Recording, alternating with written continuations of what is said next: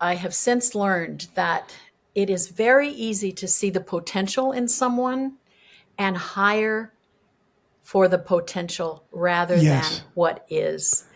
I love that, Jen. Never do that.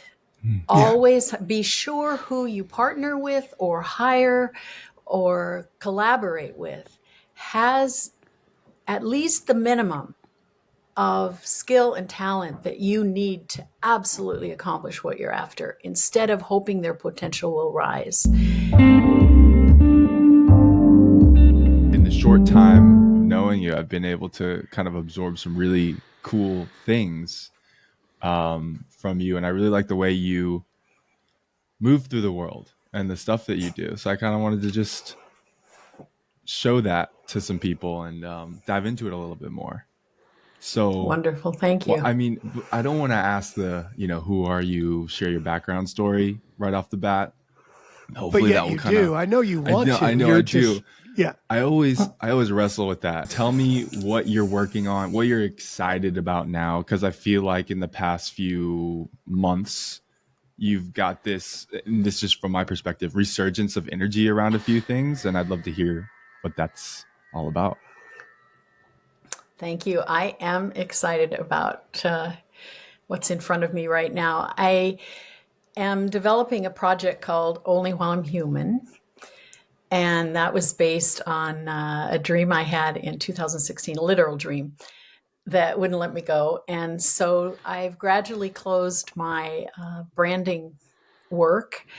And in order to do this, but here's the surprise. I was going to aim Only While I'm Human at the idea of music and merch and media for all of you, what I call the darlings of what will be. And I'm old enough that I can just see you all as that, and I do. And so my excitement continues to be around creating enrichments for you while you take your turn at being human. What I didn't expect was that I would bring the core brilliance work that I've done in branding forward into Only While I'm Human. And here's why. I was the one that created Core Brilliance and brought it to my clients, and I never marketed it or even talked publicly really about it because I knew I was unable to do that for everyone and it would only be frustrating.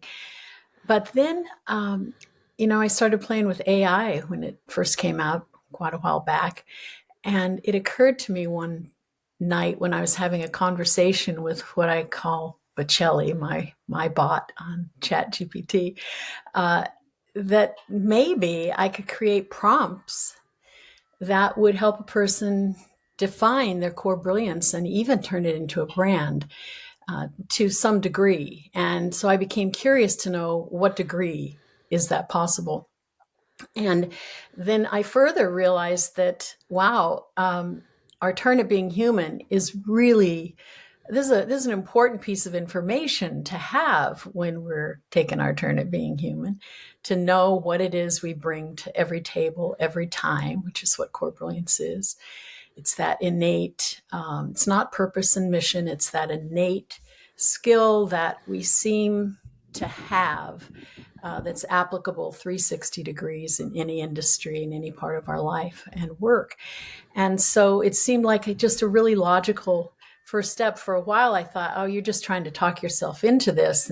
But you know how that goes. You second guess yourself. But as time went on, I thought, no, this is where we're going to start. This is going to be our first project. So cool. There's so many little strings I want to pull on there. First off, I just want to hear a little bit about like the words you use, the language, which I think really resonates with me because it's so unique and like makes me feel versus just like, I don't know, surface level. So you say only while I'm human. First of all, I'd love to know where that kind of the inspiration for that, and then why you say the darlings that be, which is also kind of a pattern interrupt. Where did those two come from? Well, the Darlings of What Will Be came first back in 2010. I just, you have these insights, and I realized that's how I'm seeing everybody. I just find you all darling. Even, and I think I realized it was I happen to be a fool for goodness, and I think goodness sees us as darlings, no matter what we do. And so that's how I started to see, not that I'm in the embodiment of goodness, but I am such a fan of goodness. And I could see how goodness would see us as darlings. And actually, the first phrase was the darlings of what can be, because I was seeing potential. But then I changed it to the darlings of what will be, because we are what will be, and what we do is what will be, right? And so now I shifted that to the darlings of what will be. The Only While I'm Human came through a dream one night where I was about to be born, and I was so excited, and I knew that I get to have a human experience. And so, I come out, I can see the scenes running, not necessarily of my life, but what felt like my life, but I didn't recognize any scenes really. But there was a big clock up to the left, and I knew my turn was going to be over at some point. And so the dream goes along, and then sure enough, the clock, my turn is over, the alarm goes off, and I said, wow, that was fun. Can I have another turn? And I looked to my right, and there was a marquee, like a theater marquee, and on it said, Only While I'm Human. And under it, it said, Now's your chance. So that's where this came from. Are all your dreams that vivid? No, no. So this hung on for you for a while, this Only While I'm Oh, Human yeah. idea and that image. So you've turned it into something. What have you turned that into? I've turned it into, as I said before, I've been working in my branding practice. So this was happening alongside. The clarities were coming. What is Only While I'm Human going to be? And I first thought it's going to be for kids. And it is for kids. But then I realized some of the kids that I most love being around and seem to love being with me and what I create are kids like you.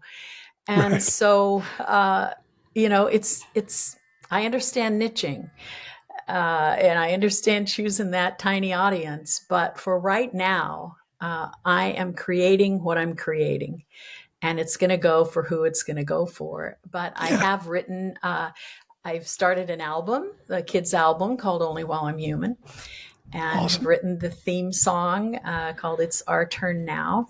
Which is great. I love that. Thank you. Yeah, I have a dear friend, Janice Stanfield, who's a platinum recording artist out of Nashville. She travels the world now, but she demoed it for me last year in Nashville. Ultimately, it'll be kids singing it, but I have 5 songs written now from the album, and I'm writing them as if it were a soundtrack to a Pixar movie, even though I know that's a lofty thing, but it's in that spirit and vein. Yes. So I don't know if the album will become more than the album, but I'm so happy to have music around this. And then I have narrowed down that it's all about enriching the darlings of what can be, and through music, merch, and media. So that's where I'm starting. And right now, I'm starting with Core Brilliance. It would be the most amazing thing to me if my subscribers all knew their Core Brilliance within this year as a result of this AI work, if it works. So you touched on this, but let's go one step further. What is Core Brilliance, and how did you come up with that? Core Brilliance is that thing, it's your thing under everything else.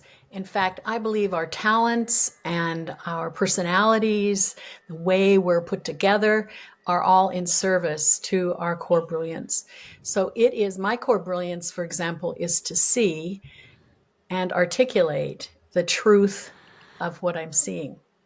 And that articulation, in my case, I mean, there are many people who do this, but in my case, each of us are unique because of those other things that shape our expression. In my case, the expression is shaped by a toolbox that I find really fun of ways to articulate. You know, I can write, I can speak, I can make art. You know, just write poems and songs. So that's my way of articulating. And I can go to any industry literally and do that. I don't have to be an expert in those in order to see and learn and Yes. then articulate. Yeah. It came up when back in 2000, when I was at the end, a sad end to a huge project. And I felt like I was on the edge of a black abyss of what in the world am I going to do next? Because in my life, people would come to me in my adult life and say, I'm trying to figure out what I should do next. And I thought, why are they coming to me? And they were asking for more than just what job should I take. And so I started realizing I am able to, what is this that's happening that I can see down in them like that? And so I had started, in my own little mind, I was calling it Your Defining Edge. And so she had all sorts of coaching, and so I knew that was high quality stuff. But I said, well, I've got this undeveloped way of kind of adding input to that if you'd like me to. And she said, yeah, I would love that. And as a result of that, I literally had 12 clients in 30 days on the East Coast. And so I would go back from Oregon every month and serve those clients and help them discover their defining edge, which I eventually called their Core Brilliance. And then I've continued that. So my clients, we would start with their Core Brilliance. Then we would use that to build out, if they were wanting to build a new business or a new focus of their business, or if they just wanted to come to their corporate jobs differently. That's what I would help them do. And I put language to it. I'd get it down to a word or two and then build it out, paragraph, descriptor, and then all the things you need for branding and turn it into their brand of brilliance. That's awesome. I love that. Yeah. So to give an example, which I think is probably the best way to just show this, Jan, do you mind if I read my brief? Oh, Core no, Brilliance? I'd love for you to. Yeah. And for context, we had a long call where, as I often do, Bill, I came to her with chaos, right? I like this. I do this. I've done this, blah, blah, blah, blah, blah. And it was really just this chaotic overwhelm of thoughts and things I like to do and things I'm good at. And she was able to kind of walk me through this process, get clear on not the surface, but all the way down. Like you said, your thing under everything else, which I really liked. So here it is. I am built to compose. Yes, compose music, but other things too. You could say I create, and I do. You could say I design, and I do. You could even say I architect, and I do. But I like to say I compose. Composition is my thing. It is my core brilliance. It is how I am built to contribute, even love the world. My talents support my brilliance as a composer. They are in service to it. Composers can be unique and somewhat mysterious creators. I'm understanding that what others might describe as me being in my head all the time is actually me doing what I need to do to be who I'm here to be. Composition is my thing. I bring pieces together to form a whole lot of good in a whole lot of ways. I am Miles Hansen, composer of brands, songs, and experiences. So thank you for that, Jan. You're welcome. Love hearing you read it. Yeah, So it that's felt an really example good. of. It felt really good to have that just sum of, a reminder of kind of a North Star that summed it all up. Yeah, and that is an example of the manifestos that I write. And the reason I write those, even though it's quite poetic and you wouldn't even use all those words in your actual marketing material necessarily, although it it can be done and get done well, but it's for you. And it Yeah. is that it's a touchstone for you to remember that no matter what you call yourself in the world or what's written on your door, this is what you're doing. Yeah, it's cool. And I think today, obviously, this is part of the reason why you probably created it. But today, the world is even more noisy than it's ever been. And there's so many different things to do. So I don't think many people know their core brilliance. How are you going about kind of spreading the word? This way, I'm going at it just slow. I mean, it's just me. I don't have a team. But I'm starting with inviting anyone who wants to join me in the experiment of Core Brilliance and AI and stepping into the only while I'm human world. And so I'm focused on that, even as I will be in my communication creating other things and only while I'm human information materials, just to create that awareness that this is it, we're having our turn, and this is the only time I get to be with you guys on a podcast is while I'm human. And so just that awareness, not in a rah live your best life way, that I do believe in living our best lives, but I don't believe in the rah and the hype around it, because some people will live in a rural town their entire life and feel pretty good about it. And I think that is just fine. We get to live our turn out however we want, but Yeah, I it's mean, your important to best life remember. is whatever you say it is, right? That's right. It doesn't have to Yeah. look like an Instagram story. Exactly. Jan, it's happened to me again every time that I get around you and I hear you talk about what you're up to. It just makes me want to know more about Jan Black. And I'm like, okay, so you come up with this brilliant thing called Core Brilliance, which I totally get, and it's wonderful. What was the path? Like, it's obviously you've lived a life. How did you get even to the point? What was that path like? Getting to that point where you were with those kinds of clients and you saw this opportunity and you had this aha. I am an absolute example of one thing leads to another, not because of any smarts I have, but because I just tend to say yes. And why not? I mean, that is what my career has been. I I did not grow up with dreams. It wasn't part of the family culture. Troubled youth, and married early, chose not to go to college in order to support my husband. Always creative, though, and found great joy my entire life in creating.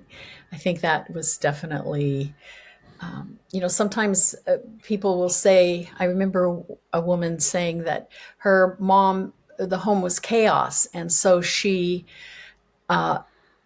that's where she learned to organize, was that she became the organizer. Well, no, I say the reason she organized is that was her core brilliance at work, even as a youth. Her sister and brother didn't organize. They had their own way. And so this is a cue, by the way, a clue to our core brilliance is when we look across our life that way. So mine was creating. And so the kids came, and three fabulous kids. And I became one of those creative moms, and the kitchen table had finger paint all over it and all of that. And the kids were going to, in those days, we were church people. I'm not now. But so they were in a Christian school, and that Christian school had wonderful teachers, but at kindergarten level, you didn't have to have a degree. And so they invited me to teach 4-year-old kindergarten. Well, okay, if my core brilliance is to see and articulate the truth of something, how do you think I felt in a classroom? I was in heaven. And so I really dove in, had the best time with the kids. And then they graduated me to 5-year-old kindergarten. And at that point, the school had a character curriculum for the grades, but nothing for the kindergartners. So my friend who was the supervisor and I started saying, let's create something. So I started writing a curriculum for the 5-year-olds. And then I said, this needs music. How hard can it be to write music? So that typifies my approach. How hard can it be to? Well, of How hard course can it's it hard be? to write music. Of I course it's love hard. that. Yeah. But I thought for kids, so I wrote these songs. Well, before I knew it, I was giving standing room only workshops at conferences, educational conferences, teaching teachers, me without a degree, about how to have a creative classroom and then about the, and then a publisher invited me to write a K-6 curriculum. Now, I had never seen a scope and sequence. I knew a curriculum meant what are we going to teach? So I said, yes, I can learn this. And so for 2 years, I wrote this. It ended up selling, I don't know, I've been told nearly 1 million copies, translated in various languages. And so when that was done, I go, wow, I can write music. I can write. I love projects. What next one do I want to take on? And so I had the idea that, so anyway, let me stop a minute. Any questions on that? No, keep going. Okay. Wow. Yeah. And so anyway, I pulled some people together and thought, what book could we write? And my daughter had heard about a shelter that was doing some really great work for survivors of abuse. And so I went to see them, and we ended up writing a book called It's Not Okay Anymore and a curriculum to go with that. And so I gave workshops on that. Out of that, there was a section on boundaries. Oh, and I enlisted the help of a therapist to write that because I had no credibility in that field. And so he was my sounding board, and I listed him as a co-author. And then we had a boundaries section that a publisher loved and asked us to write a book called Better Boundaries, which we did. And so from there, just other projects came. And the project you're speaking of was a financial education project for women that had never been done before. We were creating like rock concert educational events for like 1,500 women at a time in the larger cities around the country. And it was, anyway, it's a long story. It ended up sadly in bankruptcy. So I've been through that. And then that's where Core Brilliance happened after that. Yeah. Wow. That's a pretty cool What do you journey, I have to say. What do you feel like? So I love the unfolding, of your path, just sort of following things and saying yes, and how hard could it be? And obviously, there were some great successes in there that led you to the next thing and the next thing. And also, it sounds like something that was successful for a while and then ultimately wasn't. What did you take away from that, would you say? What's your biggest takeaway or two from that experience? From the failure? It was the toxic shame that I had been dealing with my entire life. The kind of shame, not that I'm ashamed that I did that, but I am myself in the shame Yeah. that I exist. Just roared huge. And so that gave me opportunity to face that and ask, who will I be? Who am I?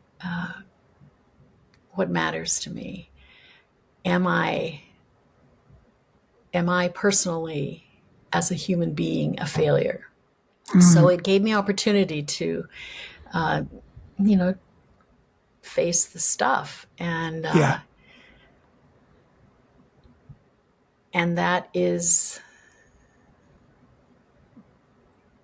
unparalleled in its value. Yes. Yeah, I agree. Yeah. Any other sort of just straight up business things you wouldn't do again, or Yes, yes, does it have you think about things differently? yes, completely. Yeah. First of all, and okay, don't interpret this as me blaming anybody. No, no, This no. was That's fine. mine. I'm owning what happened. Yeah. Miles and I don't always do very well with discipline, consistency, and grinding our way through the creative process. We're also tripped up with things like overwhelm, imposter syndrome, perfectionism, and lone wolf syndrome on a weekly basis, and it's not a good feeling. So a couple years ago, we created the box to solve our own problem. The box is a container and community for creatives to stay accountable, do the work, and actually finish what they started. We help you prioritize your projects and create a box around it. We co-work twice a week for 90 minutes and support you in bringing projects to the finish line. It's not teaching you anything new. It's giving you the structure to focus and create with what you already have. Because amazing things happen on the other side of finished. Come try it out and see how it feels at theboxcommunity.com. I have since learned that it is very easy to see the potential in someone and hire for the potential rather Yes. than what is. I love that, Jen. Never do that. Always be sure who you partner with or hire or collaborate with has at least the minimum of skill and talent that you need to absolutely accomplish what you're after instead of hoping their potential will rise. Right. It is just, potential versus capacity is how I say it. Be sure the capacity of the people you engage with as those who are going to bring something to the world with you have the capacity. And certainly potential to even have more of the capacity, because if you get someone with the capacity, they do have more that you haven't seen yet. But Yes. they are responsible. They have taken care of their stuff. They know what their They talent do what is. they say they're going to do. Yeah. Yeah. All that's in place. There can't be any room for hope. I hope this person works out. No. Be sure they'll work out first and build in whatever you need to do to make that true. I think that is one of the most valuable things anyone can learn before they have to learn it. You know what I'm saying? Yeah, I had to learn that completely. the hard way. You've had to learn that the hard way. It's it, it's it's almost doubly awful because you do want to see potential in people and you do want them to rise. And beyond whatever the failure of the project is, it's also just so disappointing. And it can leave you not wanting to work with people and not wanting to collaborate and do those things. And I've been through that space too. And what I then realized is that, but I do want to work with people and I love to collaborate and I just have to be more choosy. And it's okay to say no to somebody and, and look further. And sometimes, I don't know about you, Jan, but I notice that I almost always know at the beginning that it's not right. But I just figure that it'll work out or that I'll fix it or that they'll rise to it. And it never happens. And now when I have that feeling, I'm just a no, because I have to be, because I'm trusting myself. Right. Absolutely. Great, Yeah. great input on that. And you do know. You do know. You do. Yeah. The people you are excited about their potential are the people you're serving and helping. The Yes. people on your team must have at least your capacity and more It's always in like order for this to work. I've been in a lot of bands, over the years. And it's great to feel like you're the worst player in the band. That would be everybody it, yeah. else is just a little bit better than you. They pull you forward, they pull you up, they make you better. And I think your team should be the same way. I agree. It's kind of that it's kind of a harsh philosophy, but hire slow, fire fast. Yeah. Yeah. It's the truth. The minute Yeah. you, I remember reading that by the time you figure you should fire them, it's way too late. You knew it way before. Oh, Yeah. Yeah, yeah. and it's super hard to do as Oh, a it's as a horrible. coach. I've had several business owners that the first time we talk, they're pretty much telling me I have this person that doesn't belong here. And the Mm, first thing I'll say is, well, maybe you should fire them. And then they tell me all the reasons why that's so difficult. And I spend the right. next several months or years talking them into doing what they already know they need to do. But it's so Hmm. painful and awful mostly. It's just, it sucks. Yeah. I have a little book I started illustrating called Potential versus Capacity. And I love that's that. one of the enrichments I'll put out there for Only While I'm Human. Yeah, I love that a lot. That's fantastic. Jan, have you ever read or heard of the book, The Surrender Experiment? I have not. I feel like you would love it. Okay. And I I think there's a lot of similarities between the author's life and yours from what I'm hearing, where he kind of just surrendered and he realized that every time he kind of surrendered to certain things in life, it always ended up being so much better than he could ever imagine. And so he kind of just continued to do it and he treated it like an experiment, and all these incredible things happen. And I feel like you kind of have a similar trajectory where there's a lot out there in kind of like the self-help space around, and I agree to the sentiment, but like say no, be really, have really strong boundaries, say no. And I agree with that. But also you could argue that there's times where it might feel like a no, but try saying yes and see what happens. And I think that's an interesting take. And looking at your life, it sounds like you said yes to certain things that you weren't even, the right person on paper to do it. And then look where it Right. took you. Oh, yeah. I believe in it, but that was I believe in the inspired prompt, and I trust my inspired prompt. And, and Bill, you said something about trusting yourself, and it has taken me until now Me too. to trust myself Yeah. to a degree that I feel completely safe. And it is the best feeling. I don't think it's going to take you younger people that long, but it has taken me all of my years. And I just realized about 6 months ago, oh my gosh, the self trust I have been longing for my entire life is here. Yeah. I don't know Yeah. that it's, at And you full, had it all along, no, I like, don't think I well, did. well, the potential for it was there. You know what I mean? Well, Like sure, that, It sure. was that little dormant. voice was in there, right? That little Yeah. voice was in there. We just Well, didn't know how to listen to it. I always followed the inspired prompts. I trusted the inspired prompts because I felt they were divine somehow. Yeah. Yeah. But I the get that. self trust, Yes. to trust myself, took a while. And I think Yeah. that was just because of the blunders I've made. And how can I trust a person who blunders like this? But now I don't know. It's just, I yesterday ran across this scrawled quote: "Where dry desert ends, green grass grows. I will persist until I succeed. I will try and try again." This was on my bulletin board here, and I read that and said it to myself every day. I was in the dry desert, and I believed there would be an end to the dry desert where the green grass grows.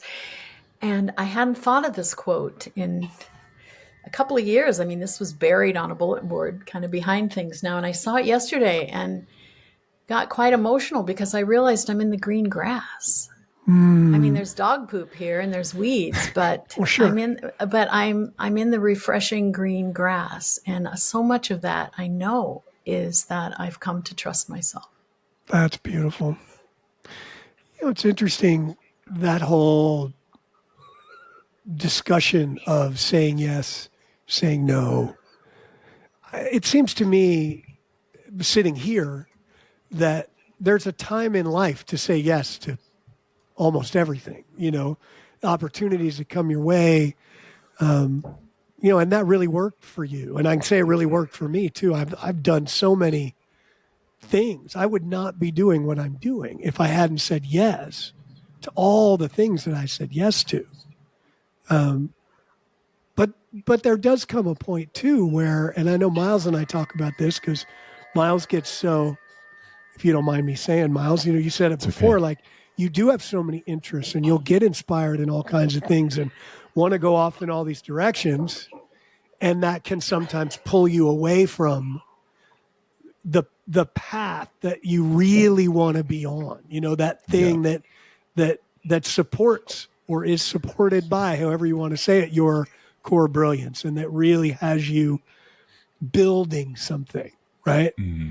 Hmm. And so sometimes then you have to say no, right?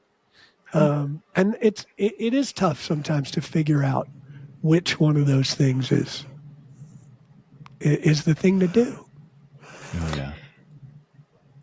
And I would suggest that we can stew about it, which I know very well, or we can just receive it and say, you know what, I am going to learn and I'm going to go this direction. And Yeah, if I should have said no to it, it's going to be clear to me, but I'd right. rather be doing something than stewing.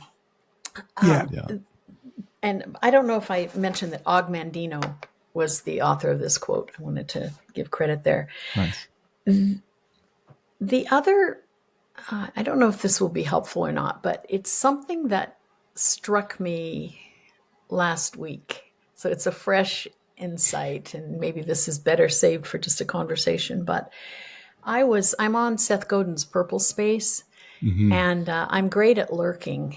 I'm a professional lurker online. It just I can give TED Talk and I can talk to big audiences, but and give workshops, but posting uninvited, oh my gosh, I just get terrified. So I was a lurker, but I don't want to be a lurker. I want to be a participant. I want to be part of the game and the talk. So anyway, I stopped being a lurker and started posting and wonderful things. Oh my gosh, of course, all of you know who post, great things happen when you start joining in. And so I've met and had conversations with some incredible people and got to pour some stuff into their life and they into mine. So anyway, I made a post where I could sense that my post, I was my what I then, after thinking about it, called my energetic posturing. It was there's the energetic posturing that is straight and tall and open. And there's this posturing where the shoulders are a little slumped. You don't want to take up too much space. You don't want to sound too, you kind of have to let people know that you're not very special. Just that weakness, just a little edge of weakness, a little edge of what false humility is.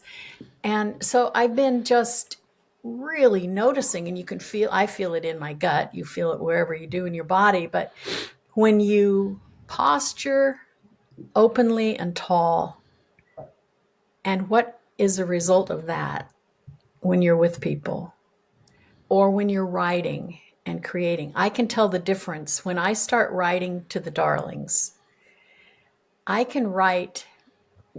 So here's what's happened recently. I thought I had 9 subscribers on my landing page that I threw up quickly for a podcast I was on a couple of months ago. Whoops. And so I was living with the idea that I had 9 subscribers, and I was writing to those 9. I wrote personally to the 9 subscribers, and 9 darlings thrilled me. I went in and got support for the CRM I was using. And he said, no, Jan, you have 1,380 subscribers. Oh my God, that's the And greatest thing ever. I was shocked. I mean, I feel it now. My whole body just goes, that's not possible. As we were talking, it went up to 1380 and then it went to 14. And so I've got to write to these darlings who I love so much, but what am I going to say to that many? Now, if I'm giving a speech, that's not a problem, but I want to develop a relationship. So what do I say to them? And I noticed myself getting in this posture. And it was a more fearful, protective, like, what if they don't want to stay subscribed? What if they don't like what I say? All that mealy mouthed, unproductive. So I'm finding myself going through an exercise of just being conscious of what is my energetic posture. And I have promised myself I will not hit send on any post or any letter or anything anymore that doesn't have an energetic posture that is tall and open. I love the way you're languaging that, because I think that slumped, let's just call it that slumped, small, energetic posture, that's what will keep me from writing or posting.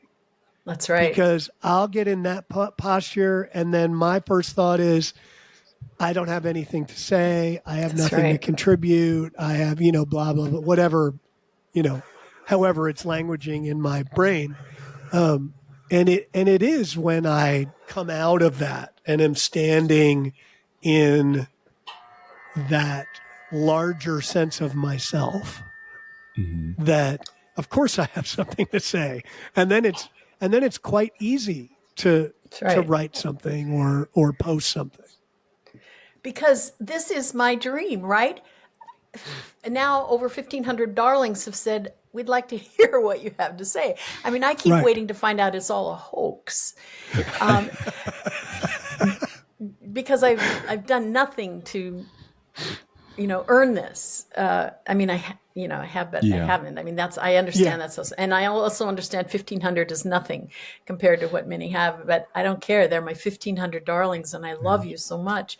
And I'm exuberant in my joy when I'm standing tall in all that I get to share with them and what I get to show them, what I see about them.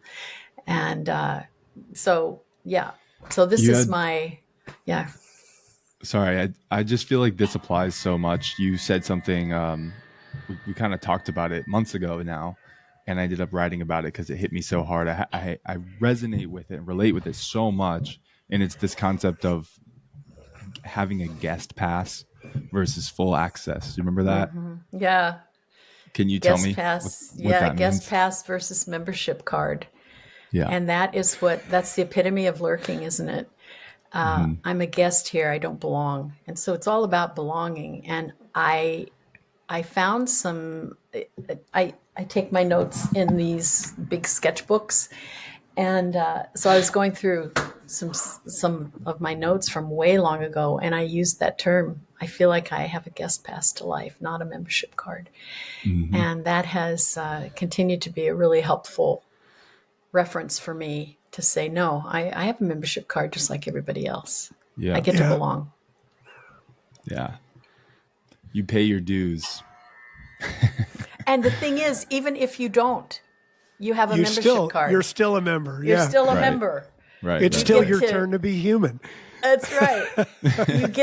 You still get to voice, you get to, or not voice. And, I don't know. It's just such a difference between a membership card and a guest pass. It's and it does speak. Miles, you're right in referencing that, because it's very much the energetic posturing, isn't it? Mm-hmm. Mm-hmm. I love that energetic posturing. I can relate with that too. It's something I want to work on. Taking a little bit of a step back, I want to see where this fits in, as a branding nerd, if you will. You had, I believe, a branding practice. When was that, and how did that come about, and how'd that go? Well, it started with the Defining Edge consultations, and I wasn't trained, of course, in branding, but it's what I was doing. And Yeah. one day I actually, years after I had begun doing Core Brilliance and then helping people bring it to their work or create new work, I thought, well, now isn't branding just communicating what a person's about in words that really reach people and that focus and follow a logical, consistent messaging? And so when I realized that, it became easier to describe what I do because people understand branding. And Right. so I took the leap and said, I'm also in brand development. So that's how that happened. I get the feeling that your process, I don't know why this just came to mind, but I was thinking your process in kind of extracting you use a lot of really great creative language. I've noticed that about you. And so I'm assuming if you were working with someone, especially in branding, you're probably like a face to face or Zoom asking questions, digging in there, and you're able to kind of extract these different labels and languages that really kind of is the art of branding. It's labeling things that we already all know, but in a unique way that kind of resonates with the right people. Am Yeah, I? no, you're absolutely right. And I call it soul to street, that you get to the soul of a person and the brand, and then you dress it for the street in language and methods that the street can understand, you know? And so that's how I do this. That's how that is my method, is get clear on the soul, put language to it that is, because the soul, the language of the soul really, it's the arts, and it's the and so by putting language to it for you, Miles, as a composer, as one who composes, whether it's branding or composing scientific experiments or whatever field you would want to go into, that's for you. But now we have to dress it for the industry. So what words do we use to take it to the street? Because it's important to have a sign on the door that people understand. That isn't the place for fancy language. People need to know they're going to the doctor. Right. Right. They don't need to know that that doctor is a composer. Yeah. Like Dunkin' Right. Donuts probably means you're going to get a donut. They're going to have donuts, you know? So, yeah. It's And kind of so the selfish going to the selfless. Like you do the selfish work to figure out your core, and then you translate that selfishly. That's right. It's kindness. It's Selflessly. kindness. Yeah. Yeah. No, it's love. Right. Love helps people understand, and you're built to love. I think our core brilliance is how we're built to love, in my opinion. So yeah, making it clear for people to know what you're about. And then once they're in the door, they start to get to see the cool wallpaper, and they get to read the books and the messages on the wall. And that's where the other shows up.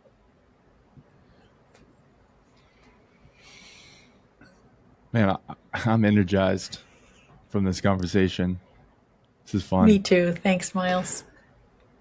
So, in a way, you kind of already, we usually ask people what's next. We kind of started with that with you. I think we kind of know what's going on next. One of the other things that we always ask everyone, and now I really got to know the answer to this one for you, is do you consider yourself more of an introvert or more of an extrovert? Well, the test scores say that I'm right in the middle. And the same was true. I actually had a brain scan once. I was working with a client who did lots of neuro stuff. And I'm equally left and right brained as well, which is why the soul to street works. Yeah, totally get that about you. I consider myself an introvert, but I can be an extrovert when called upon, and when it's in service, or if I'm throwing a party like I did at the holidays, I can be just wildly extroverted, and then afterwards I'm peopled out. So yeah, I ride the line. Yeah, totally get it. Yep. Totally get it. Oh, it's great. What a great conversation, Jan. I tell you what, I think we have to have you back regularly, if for no other reason that you keep calling me young. And so yeah, I will have you back just so somebody will call me young, because that feels great. I really enjoyed this so much. Thank you both. That wraps another episode of The Subtle Art of Not Yelling, your home for creative growth. If our words have resonated with you, subscribe, share, and leave us a review. It means a lot and helps us reach more creative entrepreneurs. Join us next week as we continue to explore the art of quietly becoming a creative superpower and thriving without yelling. Until then, keep nurturing your ideas, honing your craft, and shipping your work. Because amazing things happen on the other side of finished.